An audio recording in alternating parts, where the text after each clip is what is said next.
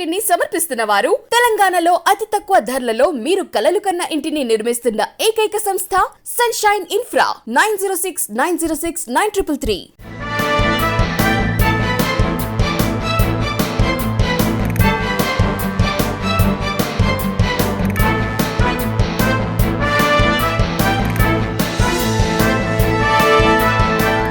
Good morning, welcome to V3 news. లక్ష్యం సమాజ హితం. నేను ఎమ్మెల్యే బులెటిన్ల ముందుగా హెడ్లైన్స్ చూద్దాం. జవహర్ నగర్ లో మంత్రి మల్లారెడ్డి పర్యటన, కళ్యాణ లక్ష్మి చెక్కుల పంపిణీ, పలు అభివృద్ధి పనులకు శ్రీకారం.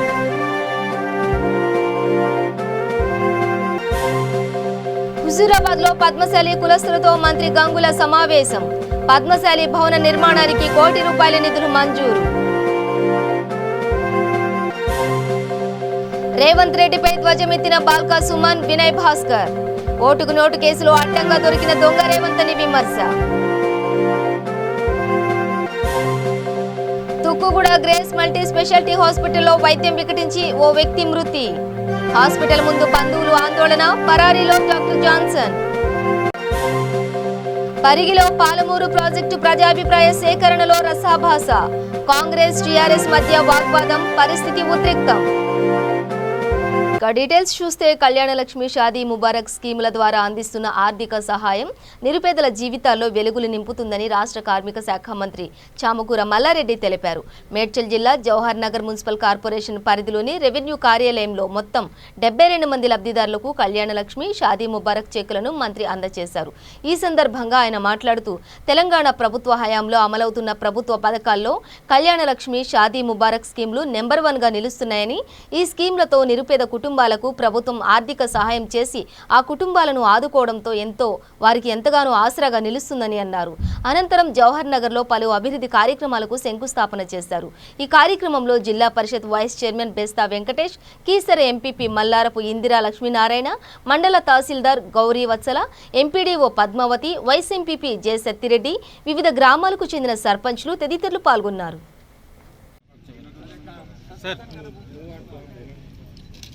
సార్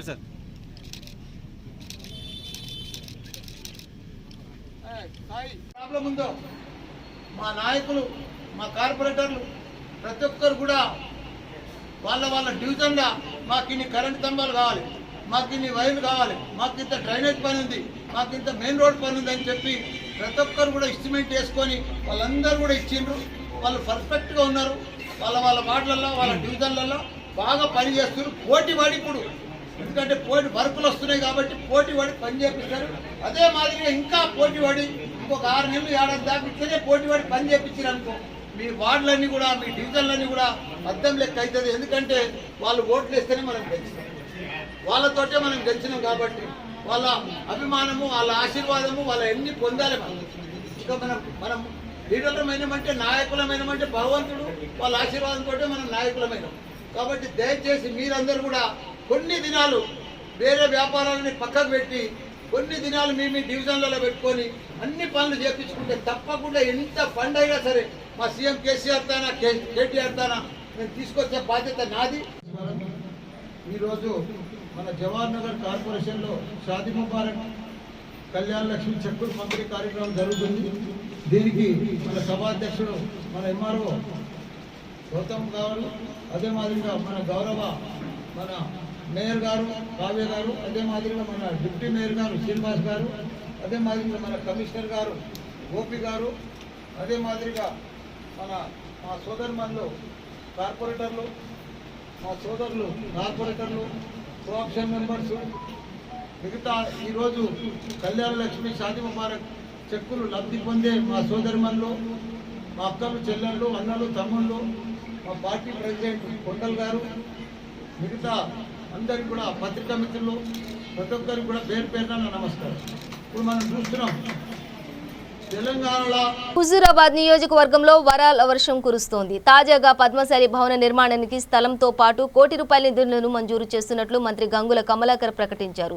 హుజూరాబాద్ సిటీ సెంటర్ హాల్లో పద్మశాలి కులస్తులతో మంత్రి గంగుల, మాజీ మంత్రి ఎల్ రమణ సమావేశం నిర్వహించారు. మంత్రి గంగుల కమలాకర్ మాట్లాడుతూ ఉద్యమంలో నేతన్నల చావుల్ని చూసి కేసీఆర్ చలించిపోయారన్నారు. స్వరాష్ట్రంలో బతుకమ్మ చీరలు, నేతన్నకు చేయిత, భీమా, మిత్ర, పావులా వడ్డీ వంటి ఎన్నో పథకాలు తీసుకొచ్చారని వివరించారు. హుజూరాబాద్లో ఆత్మ గౌరవ భవనం కావాలంటే ఈటెల అవహేళన చేశారని, మాజీ మంత్రి ఈటెల తన స్వప్రయోజనాల కోసమే ఎన్నికల్ని రద్దు చేశారని మంత్రి ఆరోపించారు. పనిచేసే ప్రభుత్వానికి ఓటే ఉత్సాహమని, ప్రజలు ఆలోచించి ఓటేయాలి, అభివృద్ధి అండగా నిలవాలని మంత్రి గంగుల కమలాకర్ కోరారు. మాజీ మంత్రి ఎల్ రమణ మాట్లాడుతూ రాబోయే కాలంలో పద్మశాలీలు మరింత ముందుకెళ్లే విధంగా చూస్తానన్నారు. తెలంగాణ వ్యాప్తంగా ఉన్న పద్మశాలీలు ఆత్మ గౌరవం ఇనుమడింపజేసే విధంగా సీఎం నేతృత్వంలో పనిచేస్తామని ప్రకటించారు.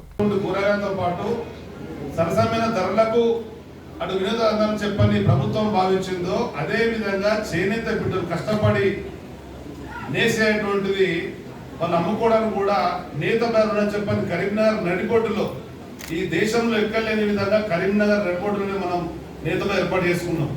అది అందరికీ గర్వకారణం. ఆనాడు నేను కరీంనగర్లో ఒక మంత్రిగా ఒక ఎంపీగా పనిచేసే అవకాశం రావడం వల్ల ఈ దేశంలోనే ఒక కోట్లాది రూపాయలైనటువంటి వ్యాపార కేంద్రంగా ఇవాళ అక్కడ తయారైంది.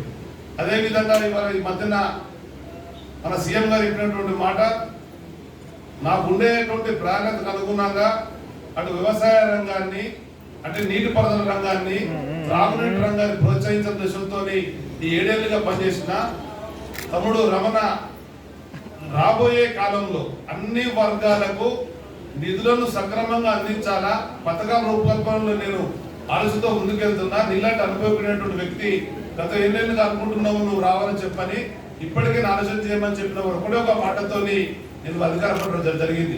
ప్రధానమైన కారణం ఒక పేదల బిడ్డగా దాదాపు 27 సంవత్సరాల ప్రత్యేక వైపు కేసీఆర్ గారి బొమ్మ సంక్షేమ పథకాలు అద్భుతంగా జరుగుతుంది. నీ బిడ్డ పిల్లలకి కళ్యాణ లక్ష్మి ఎప్పుడు ఇయ్యలే, ఎవరు ఇయ్యలే. ఈరోజు కళ్యాణ లక్ష్మి నీ బిడ్డ పిల్లలకి వస్తుంది. పురుడు పోసుకుంటే కేసీఆర్ కిట్ వస్తుంది, చదువుకుంటే గురుకులాలు వస్తున్నాయి, 24 గంటల కరెంట్ వస్తుంది, బ్రహ్మాండంగా ఎక్కడ వచ్చినా నీళ్ళు వస్తున్నాయి. ఈ రోజు తెలంగాణ రాష్ట్రము సంపన్నగా సంతోషంగా ఉన్న కొద్దీ మరి ఇప్పుడే ఈటెల రాజేందర్ గారు మన ఇది రాజీనామా చేశారు.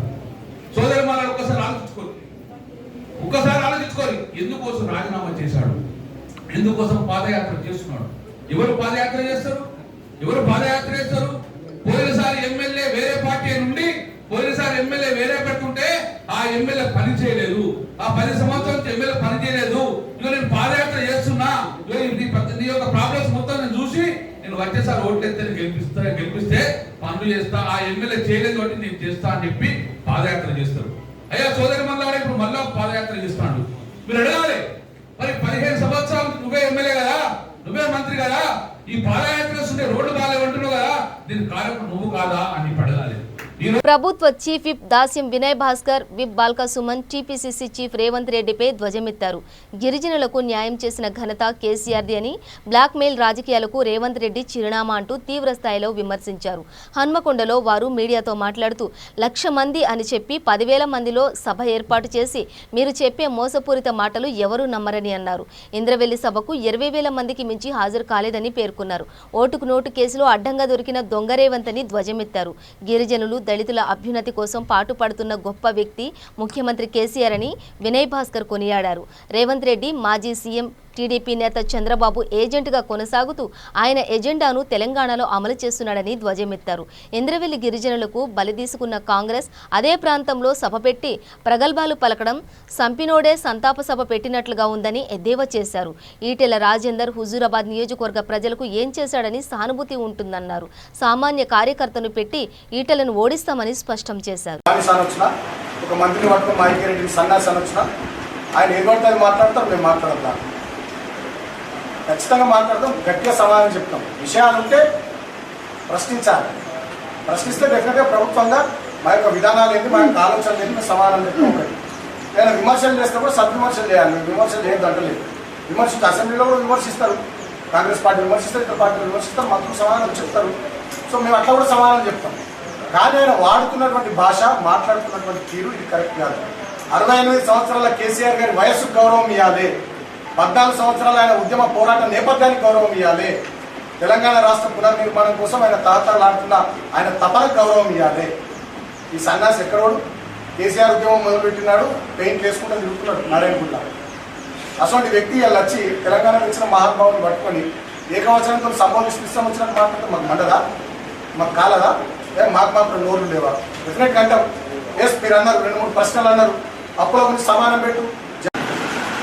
దళిత బంధు పేరుతో 10 లక్షల రూపాయలు ఇవ్వడమే కాకుండా రేపు గిరిజనులు కూడా సముచిత పథకాన్ని ప్రకటించబోతున్నారనే నమ్మకం మాకుంది.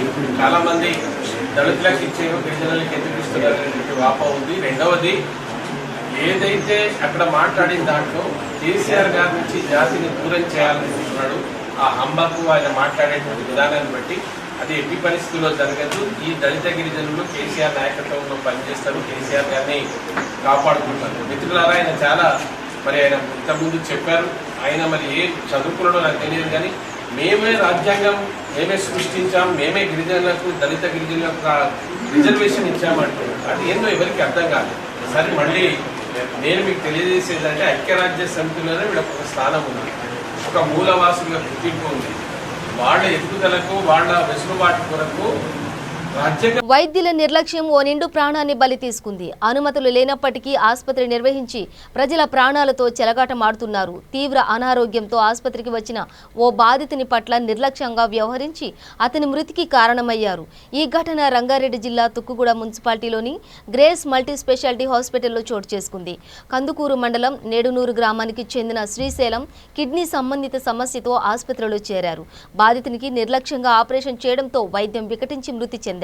దీంతో హాస్పిటల్ ముందు బంధువులు ఆందోళనకు దిగారు. శ్రీశైలంకు వైద్యం అందించిన డాక్టర్ జాన్సన్ పరారీలో ఉన్నారు. కాగా తుక్కుగూడ పురపాలక సంఘంలో రేకుల షెడ్డులో ఆసుపత్రి ఏర్పాటు చేసి నిర్లక్ష్యంగా వైద్యం చేస్తున్నారు. అధికారుల నుండి అనుమతి లేకుండా ఆసుపత్రి నిర్వహిస్తూ పర్యవేక్షణ కరువయ్యి ప్రజల ప్రాణాలతో చెలగాటమాడుతున్నారన్నారు.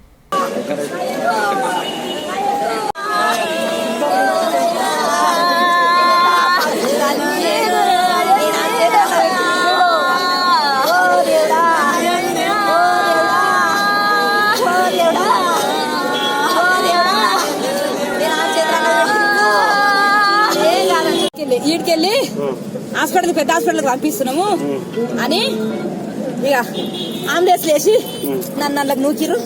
ఇద్దరు ఎక్కిర్రు. ఓ నాయన ఏం లేదు బిడ్డ, కొండబోకురి నాయన, ఇకనే మలుపురి నాయన అన్న అలా నడుగుర్రి నాయన ఏం లేదు అంటే కరెంటు ఈయన దొరకపోయే ముందే కరెంటు పోయింది. జింగిడి రాజేసి మళ్ళీ పోయినాక చూడలే, మళ్ళీ ఆయన తోలుకపోతే వంటలకే జంగిలేడు రాజేసి గ్యాస్ బిడ్డ అయిపోయిందని అక్కడిక్కడ ఉట్లాడి దిబ్బరి ఉట్లాడితే నాకు భయం అయ్యే. నేను అన్నం మొత్తుకున్నా కూడా మొత్తుకుంటే ఇంక వాళ్ళు గ్యాస్ బిడ్డ అయిపోయింది అన్నారు. మీ ఆయనకి ప్రాబ్లం ఉందంటే ఎక్కడన్నా కొంచబోదు, ఏడికన్నా కొండబోదు. రాగానే చూసిండు ఆయన అయినా కానీ మరి మాకు ప్రాబ్లం ఉందమ్మా నువ్వు తీసుకోపోవని నాకు చెప్పకపోయి, స్కానింగ్ తీసినోడు కాకపోయి మంచిగా మాట్లాడే నాకేం కాదు, నాకు అది మంటలేస్తుంది, మందేమన్నా పెట్టి మన తక్కువ అయిపోయేమో ఆపరేషన్, మరి ఆపరేషన్ చేస్తే విషయం చేస్తారో ఎట్లనో అన్నది. ఇక తోలిచ్చినాక అయితే వాళ్ళు ఉరుకులాడి కూడా మాకేం చెప్పలే.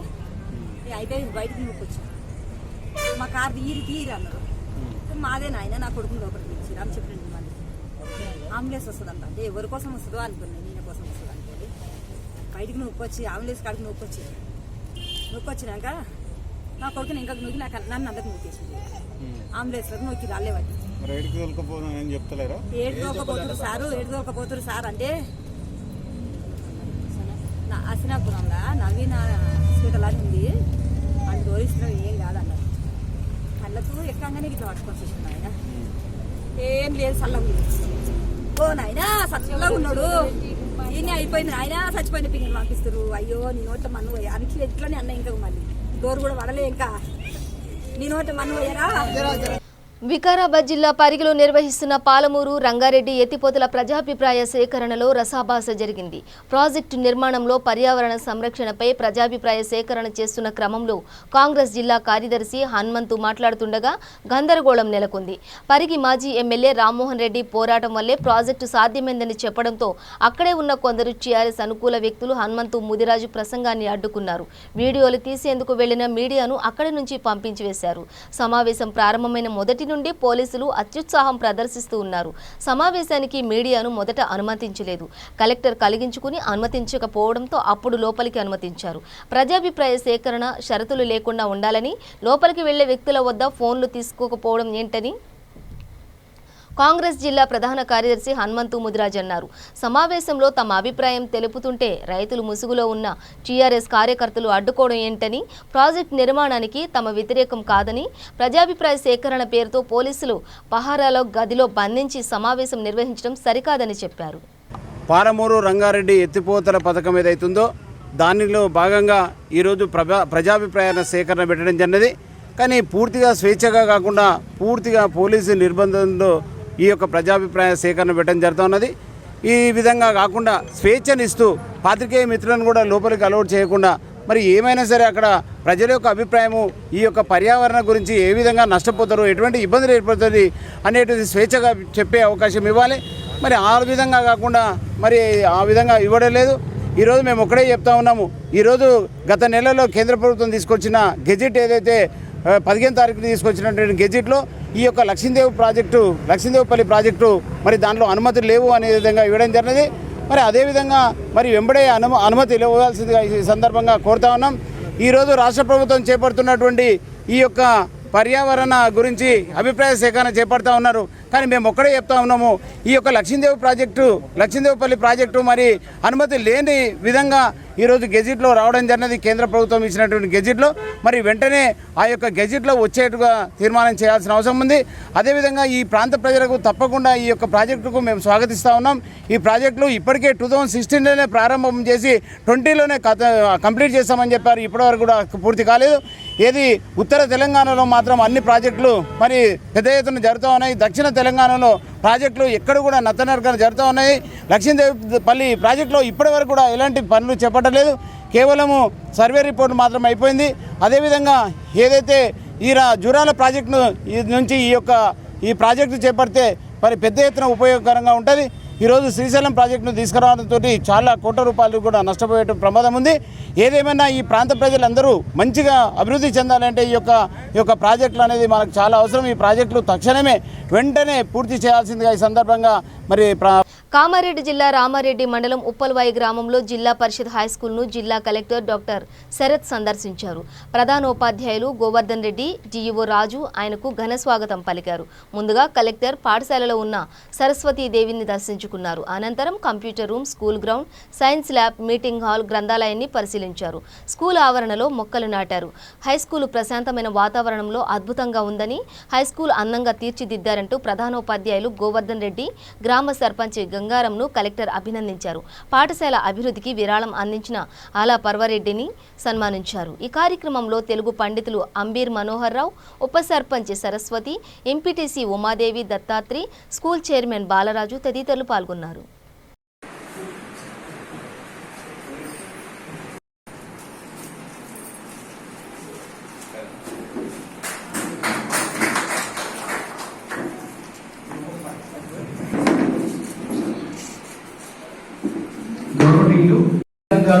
అగ్రగామిగా నిలిపి రాష్ట్రపతి చేతుల మీదుగా అవార్డును అందుకొని జిల్లా ప్రజల గుండెల్లో పదిలమైన స్థానాన్ని సంపాదించుకొని సమగ్ర అభివృద్ధినే ప్రధాన ఎజెండాగా ఉద్యమ నేత గౌరవ ముఖ్యమంత్రి కేసీఆర్ గారి ద్వారా అభినందనలు స్వీకరించిన ప్రజల మనీషి మీరు. మీలాంటి కలెక్టర్ మా జిల్లాకు లభించడం మా వరం. నా భూతో నా భవిష్యత్ అనే సూక్తికి చూసుకుంటాం సార్. ఒకవేళ ఇప్పుడు మీరు చూపించే దాంట్లో మీరు ఇచ్చే ఇంకేదన్నా లైబ్రరీ విషయంలో ఒక సలహా ఇచ్చారు, తప్పకుండా దాన్ని పాటిస్తాం సార్. ఇంకా మీరు ఏదైనా సలహా ఇచ్చినా కూడా తప్పకుండా నిలుపుకుంటాం. ఈ పాఠశాలలో గత 6 సంవత్సరాలు ప్రభుత్వమే 100% రిజల్ట్ ప్రకటించినప్పటికీ అంతకుముందు సర్పంచ్ గారు 3 లక్షల రూపాయలు అడిగారు. నేను 5 లక్షలు ఇస్తాను.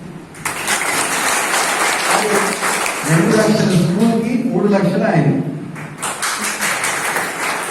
మీరు దేనికి వాడుకుంటారనేది దానికి రాసుకుని వస్తే దాని ప్రకారం శాంక్షన్ ఇస్తాం. సో అదే కదా నారాయణ గారు 3 5 ఇస్తాం, 2 ఇస్తాం. గౌరవ్ రెడ్డి గారు అంటే మీరందరూ కలిసి అది చేసుకోండి. అదేవిధంగా చెప్పబట్టడానికి నేను ముందున్నా సార్. ఎన్ని వైద్యాలైనా సరే తీసుకొచ్చి పెట్టడానికి నేను కూడా మీకు సహకరించి నేను చెప్పిన విధంలో నడుస్తాను సార్. అంతేకాకుండా మా ఈ స్కూల్ నడుస్తుంది అంటే ప్రైమరీ సెక్షన్. వాస్తవానికి ఇక్కడ ఎస్సీ హాస్టల్ ఉంది సార్. ఎస్సీ హాస్టల్ ఉంది కానీ అక్కడ అవైలబుల్గా 2 రూమ్స్ ఉన్నాయి. ఎస్సీ హాస్టల్లో దాదాపు ఇప్పుడు ఉన్న స్ట్రెంత్ ఏంటంటే 100 ఉంది సార్. అక్కడ మాకు ఇక్కడ జైలు కావడానికి 200 మంది ఇక్కడ మేము హై స్కూల్ బాగుంది, ఎడ్యుకేషన్ బాగుంది, మేము ఇక్కడ పంపిస్తామని.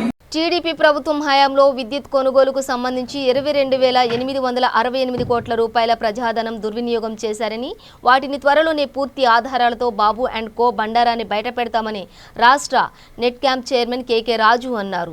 విశాఖలో మీట్ ది ప్రెస్ కార్యక్రమంలో ఆయన మాట్లాడుతూ ప్రస్తుతం నెట్ క్యాంప్ నుంచి 42.24% సరఫరా జరుగుతున్న విద్యుత్ సరఫరాను వచ్చే 2 ఏళ్లలో 60% పెంచేందుకు కృషి చేస్తామన్నారు.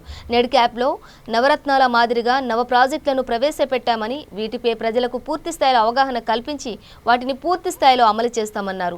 రాయలసీమ ప్రాంతాల్లోని కరువు ప్రాంతాల్లో సైతం సౌర విద్యుత్తును ఏర్పాటు చేసి స్థానిక నిరుద్యోగ యువతికి ఉద్యోగ ఉపాధి అవకాశాలు కల్పిస్తామని తెలిపారు. నేను ఏ విధంగా ఒక మంచి ఆశయంతో ఆహార్నిషులు కూడా కష్టపడి పనిచేయటం, మాట మీద నిలబడటం, నిజాయితీతో నిబద్ధతతో రాజకీయాలు చేయటమే లక్ష్యంగా ఉన్న జగన్మోహన్ రెడ్డి గారిని స్ఫూర్తిగా తీసుకొని ఉన్న ప్రతి అవకాశాన్ని కూడా ప్రజలకు సేవ చేయడం కోసం వెచ్చించాలనే సంకల్పంతో ఈరోజు నేను రాజకీయాలు చేయటం జరుగుతుంది. భవిష్యత్తులో కూడా ఇదే విధంగా మెలుగుతాను. రాజకీయాలకు వచ్చిన తర్వాత నేను ఏ రకంగా సమన్వయకర్తగా పార్టీ బాధ్యతలు నిర్వర్తించాను, తర్వాత ఎన్నికల్లో కంటెస్ట్ చేసినప్పుడు ఏ రకంగా ప్రచారం చేశానో ఆ ప్రచార సమయంలో కూడా మీరందరూ కూడా నన్ను గంటా శ్రీనివాసరావు లాంటి ఒక సీనియర్ నాయకుడు, ఈ రాష్ట్రంలోనే ఒక ప్రముఖ రాజకీయ నాయకుడి మీద కొత్తగా రాజకీయాల్లోకి వచ్చిన నేను పోటీ చేసి కేకే రాజా గెలుస్తాడు, గంటా శ్రీనివాసరావు ఓటమి తప్పదు అనే విధంగా ప్రజల దగ్గర నుంచి ఈ రాష్ట్రం మొత్తం కూడా చర్చించుకునే విధంగా చేసిన మీకు మరొకసారి ధన్యవాదాలు తెలియజేసుకుంటూ, ఈరోజు ఎన్నికల్లో నేను ఓడినా సరే ఏ రోజు కూడా నేను దాన్ని ఓటమిగా భావించలేదు. ప్రతి ఓటమి కూడా గెలుపుకు నాంది అనే పెద్దలు చెప్పిన సూక్తిని ఆదర్శంగా తీసుకొని నేనెక్కడో నా ప్రయత్న లోపం అని నేను భావించాను తప్ప మీ అందరికీ కూడా తెలిసిందే. ఒక కార్యకర్తను కానీ, ఒక నాయకులను కానీ, లేదా ఒక ఇన్ఫ్లుయెన్సర్స్ కానీ ఎవరిని కూడా నేను ఎన్నికల్లో ఓడిపోయిన తర్వాత ఏ రోజు కూడా నేను నిందించలేదు.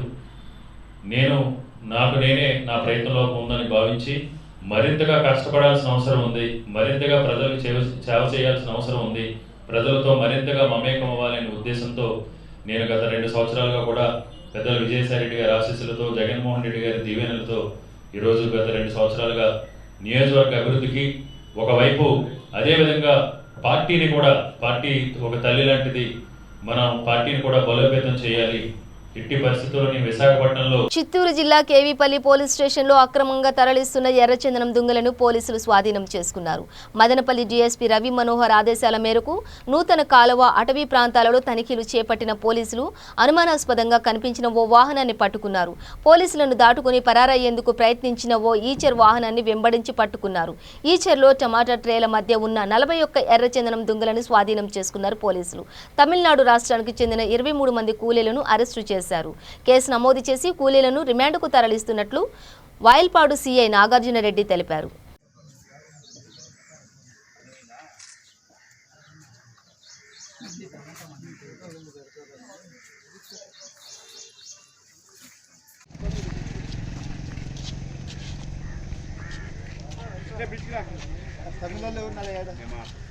కూర్చొని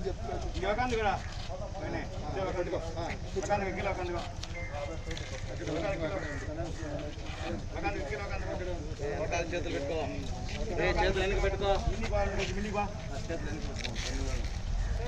చెప్పు కై పినాల వచ్చి కదా, ఇలా కై పినాల వచ్చి ఇంకా జరుపుకోండి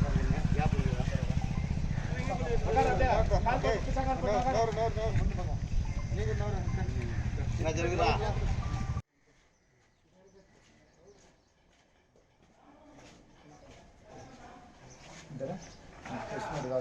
ప్రభుత్వ నిబంధనలకు విరుద్ధంగా లారీల నుంచి అక్రమంగా వసూలు చేస్తున్న ఆశీలను రద్దు చేయాలని Visakha lorry operators welfare association కార్యదర్శి అర్జునరావు కోరారు.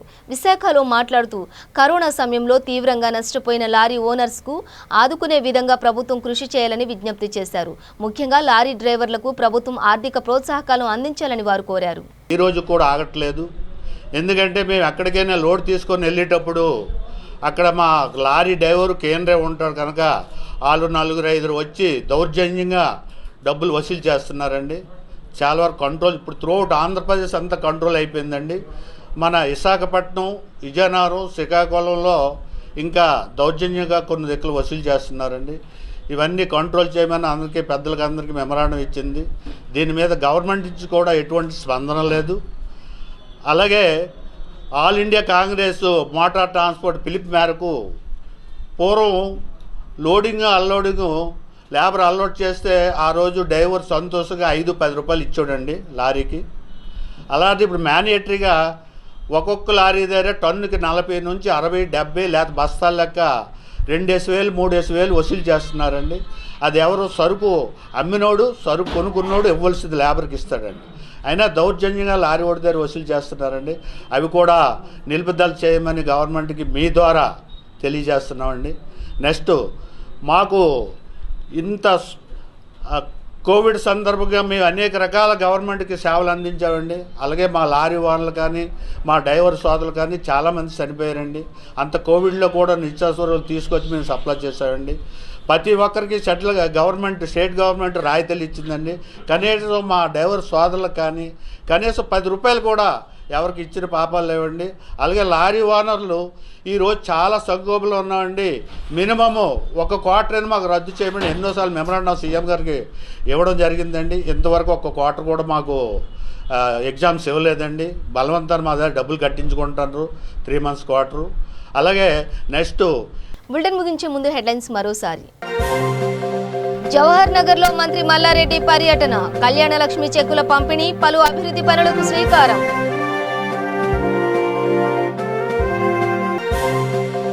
హుజూరాబాద్ లో పద్మశాలి కులస్తులతో మంత్రి గంగుల సమావేశం, పద్మశాలి భవన నిర్మాణానికి ₹1 కోటి నిధులు మంజూరు. రేవంత్ రెడ్డిపై ధ్వజమెత్తిన బాల్కా సుమన్, వినయ్ భాస్కర్, ఓటుకు నోటు కేసులో అడ్డంగా దొరికిన దొంగ రేవంత్ అని విమర్శ. తుక్కుగూడ గ్రేస్ మల్టీ స్పెషాలిటీ హాస్పిటల్లో వైద్యం వికటించి ఓ వ్యక్తి మృతి, హాస్పిటల్ ముందు బంధువులు ఆందోళన, పరారీలో డాక్టర్ జాన్సన్. పరిగిలో పాలమూరు ప్రాజెక్టు ప్రజాభిప్రాయ సేకరణలో రసాభాస, కాంగ్రెస్ టీఆర్ఎస్ మధ్య వాగ్వాదం, పరిస్థితి ఉద్రిక్తం. ఇవి బులెటిన్ డీటెయిల్స్. చూస్తూనే ఉండండి V3 న్యూస్, లక్ష్యం సమాజహితం.